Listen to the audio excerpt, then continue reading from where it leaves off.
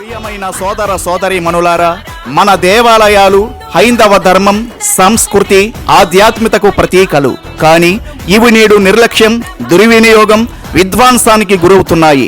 కొంతమంది స్వార్థపరులు తమ వ్యక్తిగత ప్రయోజనాల కోసం దేవాలయాల ఆస్తులు, భూములను దుర్వినియోగం చేస్తూ వాటి పవిత్రతను దెబ్బతీస్తున్నారు. ఈ పరిస్థితులను మార్చి మన సాంప్రదాయాలను రక్షించడానికి మనమందరం ముందుకు రావాలి. ఇది కేవలం ఒక ఉద్యమం కాదు, ఇది ధర్మానికి చేయు సేవ. మన పుణ్యభూమి ఆంధ్రప్రదేశ్లో హైందవ శంఖారావం ద్వారా దేవాలయ సంరక్షణ పట్ల అవగాహన పెంచడమే లక్ష్యం.